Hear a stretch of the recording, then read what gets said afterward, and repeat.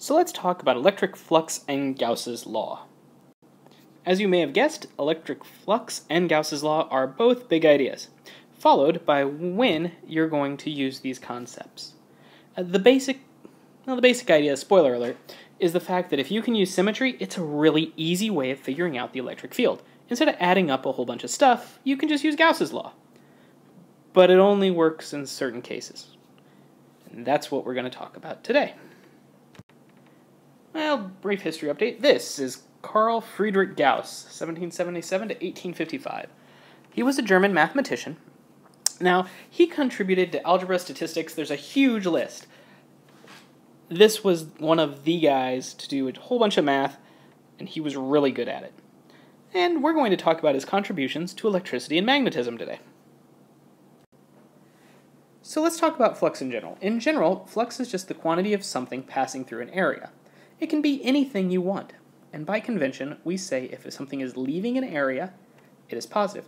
So let's say you have a bucket, and you want to catch raindrops because they keep falling on your head. So it is raining. All right? This bucket has a surface area A, and that's a bad A, but let's pretend you can read that. And we will define a vector, the area vector, as the magnitude area pointing normal to the surface. So all this normal vector does is it just says what is leaving. That's why it's normal to the surface. It's what's passing through that. So we could think of the three things you could change. Well, you could increase the amount coming in. So if we have more rain, this would be bigger flux. So it's dependent on some quantity. Let's just call this quantity E for some unknown reason. We'll call this flux equals E, and it's a vector pointing down, times the second thing you can worry about. So this is 1. The second thing you can worry about, well, what else could you do? You could get a smaller. So if you pictured you now have a Dixie cup, and the rain keeps coming down, you're not going to catch as much rain. So magnitude matters. And then the third thing you can change is the angle. If you hold this Dixie cup sideways, how much comes in or out of the mouth? And the answer is 0. So if this is normal, and this is the way it's falling, oh look, these are perpendicular together. So here, normal and E are maximized when they're 0 or 180 degrees. So when it's directly in line with the surface, maximized. When it is not directly in line with the surface, it is minimized. In other words, when it's 90 degrees. What has a minimum at 90 degrees and a max at 0 and 180? Well, let's see. We said that the area matters, and this is cosine the angle between them. Or, if you've taken Calc 3, you could say this is E dot A, which is just saying it is the component of E in the direction of A, or lined up or not aligned in A. So that's flux in general. So when we have electric flux, we're dealing with the electric field. So we have some E coming this way. It passes through, we'll make a little area here. It has some area. And then this would be area vector points out. Let's say this is a box, so this is area vector. So if I wanted to find the flux through this, the flux would be equal to EA cosine, they're opposite aligned, so this is 180 degrees, which equals negative EA. All right. Now it's important because the electric field generated comes from charges. So it comes from charge. And that's what we're going to do. We're going to relate the flux passing through an area to the charge inside that area. So let's calculate this electric field real quick. I'm going to put a uniform electric field coming this way, and let's build a cube. So we have this little cube here, and there's another side right here. All right, so we're going to call this 1 and 2. Now, if you notice on every other side except 1 and 2, so the flux on side 3 equals the flux. I'm not telling you what these are because they're any side that's not 1 and 2, which equals the flux on side 5, which equals the flux on side 6. That's because the area vectors, an area vector points out, so this would be area vector here, area vector on side 2, side 1, side 3, side 4, side 5, always points out. Now all of these area vectors are 0, so these are E, A, cosine 90 degrees, which is equal to 0. Now side 1, you have to do each one individually. Flux side 1 equals E, area of side 1, times cosine, oppositely aligned, 180 degrees, equals minus EA, and then the flux on side 2 is EA2 cosine, oh, these are directly aligned, cosine 0 degrees, so this is positive EA. To find the total flux, you add 0 plus 0 plus 0 plus 0 plus minus EA plus EA, and this equals 0. Huh. Notice that the electric field is outside of this box, right here. You can't have a flux that's non-zero if your field is caused by something outside of that block. That's going to be a very important piece.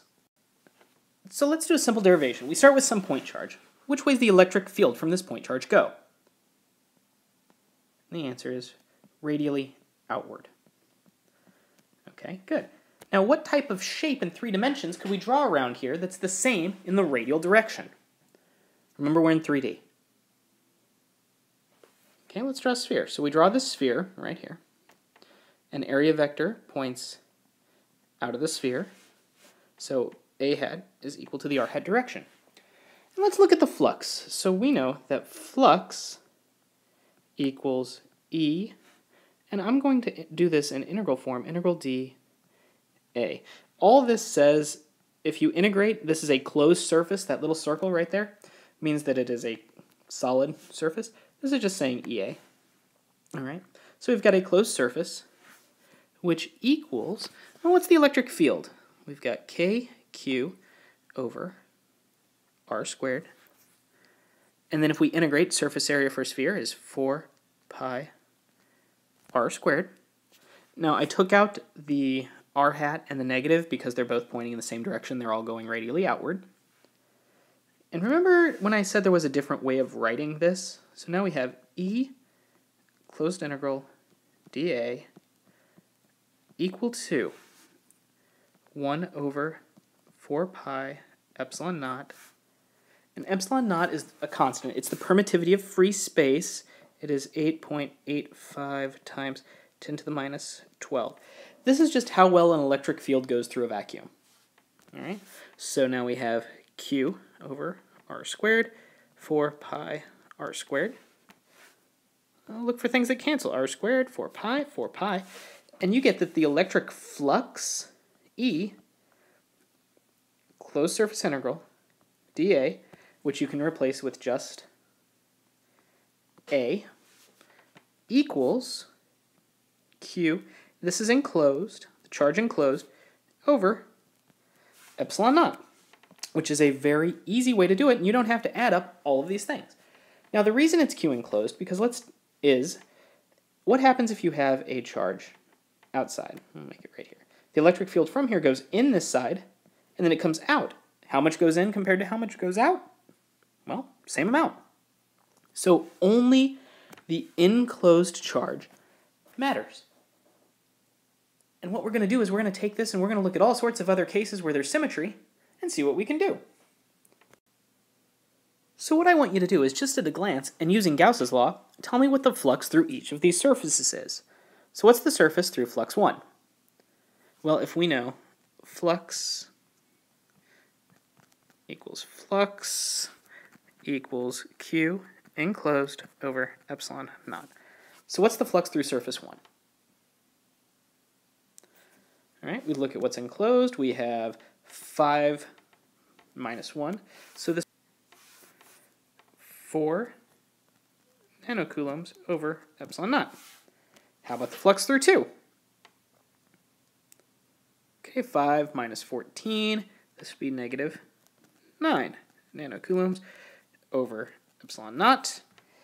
And for the final one, it's just got 1, so minus 1 nanocoulombs over epsilon naught. Again, it's just the charge enclosed in the surface that matters.